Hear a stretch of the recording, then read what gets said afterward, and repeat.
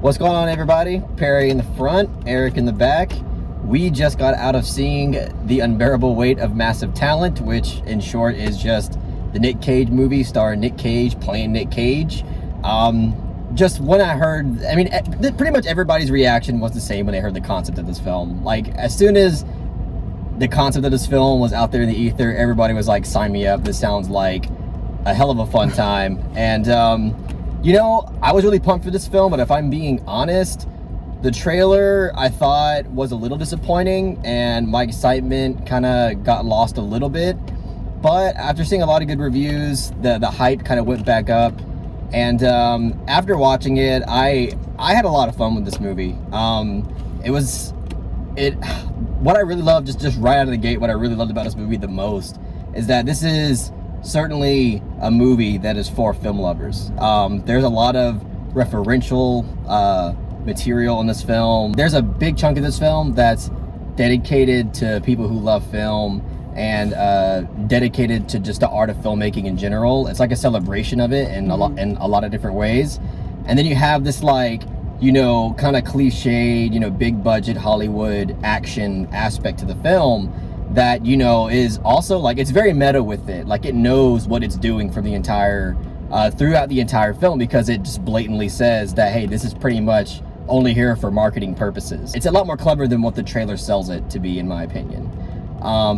But yeah, like, again, I don't think this is a perfect movie or anything, but I do think it's a blast, and I think there's a lot in this film that not only Nick Cage fans like can really enjoy, but for film lovers in general. I'm not sure how, like, the casual audience would, you know, expect from it. Like, if they're going for like a Hollywood action movie, I don't know. Like, I think there's enough humor here for them to, you know, have fun with it, and enough action for them to have fun with it. But I think this film ultimately is going to be loved more by, like, film lovers and, you know, fans of Nick Cage. There's a lot of normies. Oh, sorry, I don't know. There's a lot of normies, who it's not really an insult, just reality. Who actually really like Nick Cage, and even having that, like, baseline understanding of him and, like, his kind of acting style, I think we'll have fun with it. Yeah, because it's not like a art house movie or anything. No, it's just there is a lot of, like, referential material that, you know, they're not gonna get, but I think there's enough humor here, like, aside from that, and enough intrigue that, you know, they still be able to like it, just like on some level. Yeah, for sure. But that's all I got to say about it right now. You can go ahead and Perry, you give your thoughts. I enjoyed it. It's funny because, like, it is in a way a movie made by you know, for film lover and fans of Nicolas Cage. But what's funny is the filmmaking is probably the weakest aspect of the movie. Yeah. So it's funny, it's made for film lover, but there's nothing really spectacular about the direction or the cinematography here. Like, there's moments where I'm like, okay, that's a gorgeous shot. Yeah. But for the most part, it's Nicolas Cage and this cast that make the movie. The writing is, I think, what's the strongest thing about it. The writing and the acting. The writing and the acting, for sure. I didn't love the entire cast. There was definitely characters that were just kind of, like, underwritten, like the whole CIA agents. They were just kind of there. They didn't really leave much of an impression on me. It's really Nick Cage who's kind of like, it's his movie, so of course he's gonna outshine everybody. But Pedro Pascal, him and Nicolas Cage have some really good chemistry in the movie. And, like, their dialogue, like, was actually the way they play off each other, like, it was actually very humorous. Their bromance is, like, one of the best bromances I've ever seen. Yes, so incredibly done. It's funny too, because, like, I'm not, like, the biggest Pedro Pascal fan, so when I watched this movie I was pleasantly surprised just how well he played off of Nick Cage. And I figured this movie would have a few humorous moments, but I found myself chuckling a lot more than I expected, you know, because I'm very hard to please when it comes to comedies, you know. But surprisingly, I think this film does enough to where, like, I could recommend this. I will say it is an action comedy, but here is the problem. The action is very poorly done. I think the action is the weakest aspect of the film. And what's funny is the film tries to have like it has a self-referential moment, a meta moment, where it tries to, like, excuse, like, the underwhelming third act, because I do think the third act is the weakest act of the movie. Yeah, I agree. Yep. By a landslide, because I was more interested in the the first half of the film, than the second half of the film. Because the first half has like a lot of like it's a lot more interesting like character wise and what they're going for. It's definitely more interesting character wise, and the comedy is just it actually delivers. Yeah, it's not only does like it's also more frequent too. Yeah, like, exactly. It's more attempts at humor and most of it works. So. Right. When that's the thing is when it goes into like the action packed sequences in the third act, the action is just poorly shot. Just poor, like in terms of like vision of an action sequence, it's like I'm watching the Boondock Saints. It's like I'm literally just watching people stand by each other and boom, boom, boom, shoot off guns. That's the level of the action in the movie. For me, like it's weird. Like I mean, the action is definitely the most. It's the least interesting aspect of the movie and the least engaging for me. But I don't know if I would. I would have to watch it again. But I wouldn't know if I would go as far as say like it's poorly shot. I just don't find it like all that engaging, and I don't think it's necessarily because the filmmaking of it is so bad. It's just it obviously just kind of feels it's just forced. a flat line, you know. It's just forced. It doesn't feel that's the whole plot line of it. And to me, it's the plot line element. Like the action is like whatever, but the fact that this plot line is in the movie, it just feels really unnecessary and only there again. And I mean, the movie makes note of it, and as I said, I think that's really interesting and clever. But it doesn't take away from how uninteresting those aspects are. That's what I'm saying. Yeah, that's the point I'm trying to make. Yeah. But we haven't let Eric speak yet. That's my bad, Eric. What'd you think of it? No, I really enjoyed myself. I thought this was a really fun movie, and I'm in the same boat as mainly Carlos. As like, I definitely thought the action was hands down the weakest part of the movie. I wouldn't say that it's necessarily like bad or anything.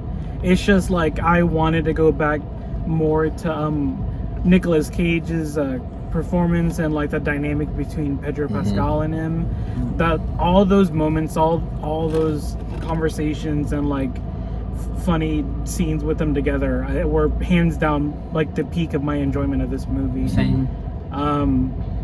There is a lot of referential humor that I actually really enjoyed, because it wasn't the whole movie. That's like, if it was just nothing but like Nicolas Cage callbacks and references, I probably would have had a problem with it. Yeah. But I thought it was used as much as like, I would like. Yeah. I had really no issues with that.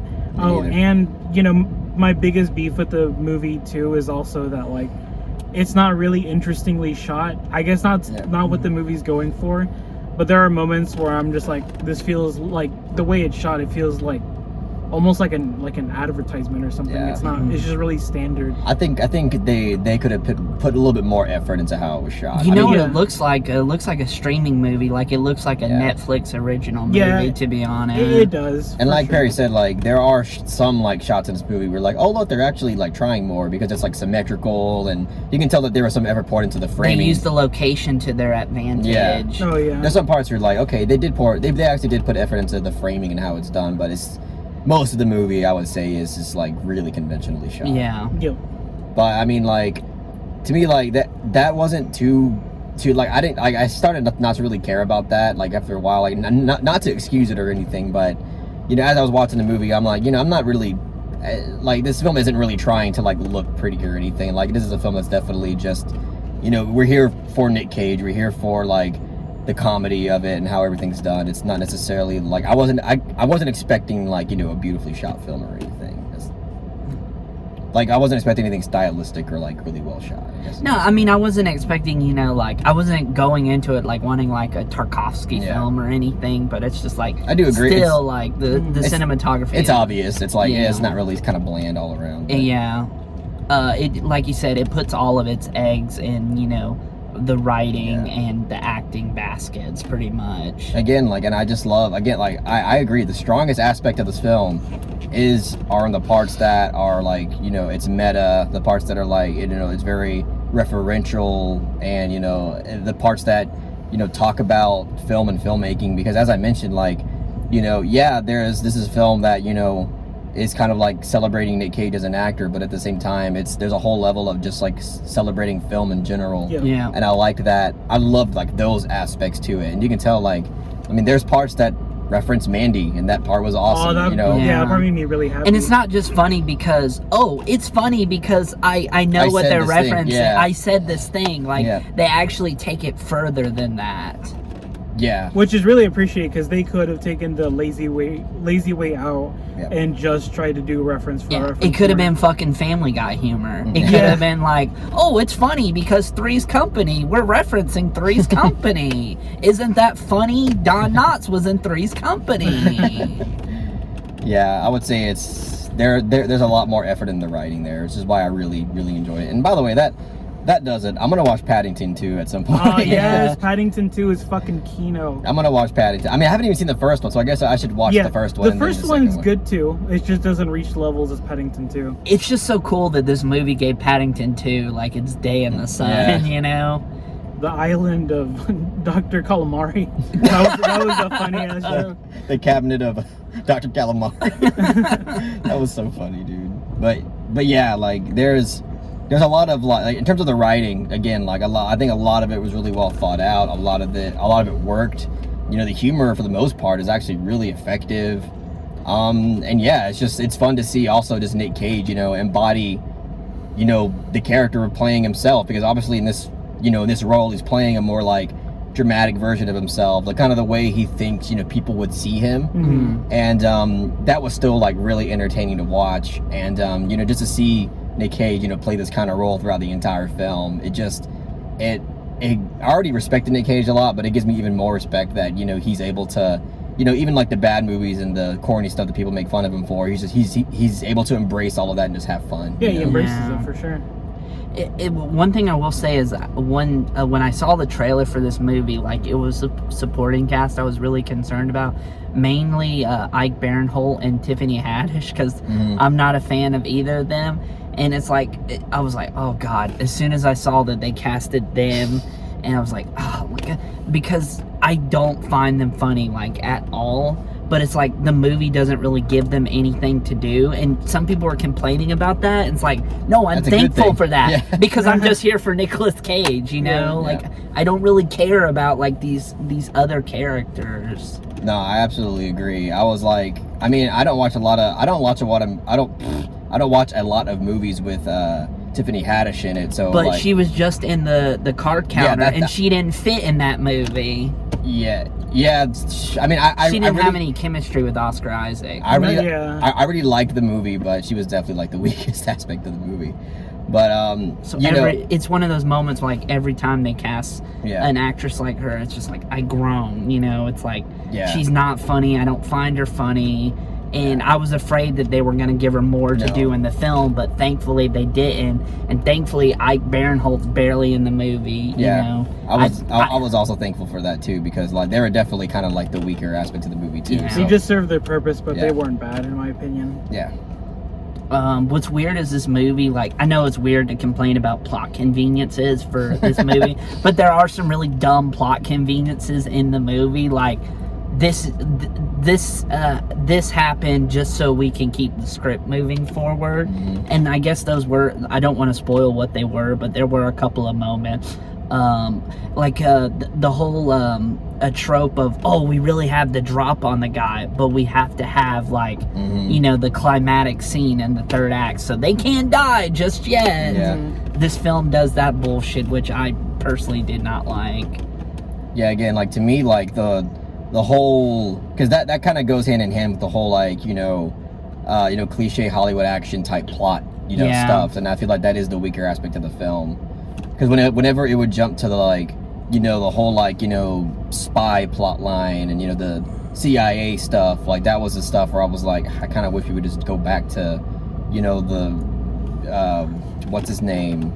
Pedro Pascal? Yeah, like him and Nick Cage's character and like all the building that we were getting with them and all the humor we were getting with them, but, you know, it would kind of like every now and then go to the whole CIA thing, and I'm like, and the film tries to excuse it with one line. With one line, it's like, no, that's just lazy writing.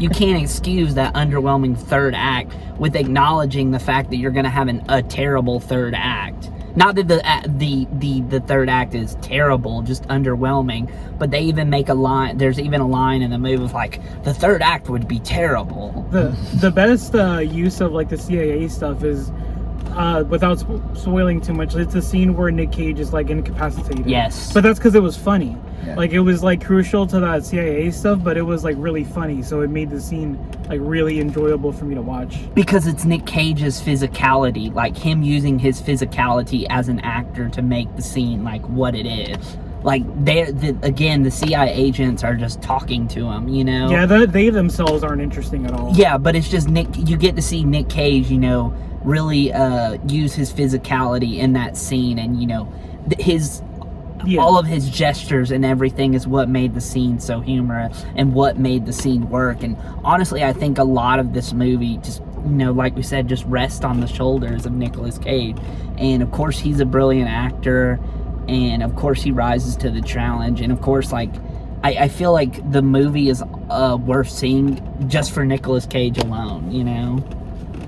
Yeah. Outside of Nicolas Cage and Pedro Pascal, I'd say everybody else is like whatever. But those two, they make the movie for sure. Yeah. Yeah, because like for me, like the worst part of the movie is like in the last like 25 minutes. Yeah. Same here. Because everything up to that point is honestly like really like solid stuff, like really great. Really engaging. I think I just checked out by like the third act. Like the last 25 minutes, I just felt so checked out. Yeah, because when it was like starting, I'm like, oh, we're gonna have to go through the motions. Let's just get through it. Because once you realize like we're gonna like just go full force with the whole CIA stuff, you're like, oh, here we go. So Yeah. Exactly. Kind of waiting for it to just be done and get back to this. Because the actual ending to this movie, like the last 2 minutes, are actually really good. Yeah. Because it goes back to the whole like meta approach and the things that we all kind of came to the movie to see. But yeah, y'all have anything else to say? I think Yeah, I'm good. Yeah, I'm good. All right, well, I had a blast with the film despite its flaws. Nick Cage is awesome. Love him so much. I'll give it a soft 7 out of 10. Okay. It's really nice coming to the theater and watching a comedy and it really selling that like well, you know, having a really good time laughing consistently throughout the movie, while also being a celebration of Nick Cage and movies in general. So I'm gonna give this movie a solid 7 out of 10. Nice. I enjoyed the film as well. I was pleasantly surprised, and like I said, I think this film does enough to where I could recommend the movie. I'm gonna give it a soft 6 out of 10. All right, barely made that. I'm the highest again. Yeah. I guess not by 2. I've given so many 6s this year. It's crazy. I would say that my grade is like soft to solid 7. So I think me and Eric are pretty much on the same page. Yeah. Okay. But I mean, yeah, and also guys, don't forget to check out our Northman review that we just put out. That was one hell of an experience. Yeah. Like I told Carlos, it's kind of the cool down movie after watching something like The Northman. I can't wait to go see it again, dude. Mm-hmm. Yeah, I mean, watch the review for our thoughts, but yeah, that was the experience was so crazy. But anyway, yeah, that's what we got to say about the Unbearable Weight of Massive Talent, aka the Nick Cage movie. If you really enjoyed what we had to say about it, please give it that thumbs up and share it amongst your friends. And don't forget to subscribe to the channel to be updated on more film-related content. Peace. Peace.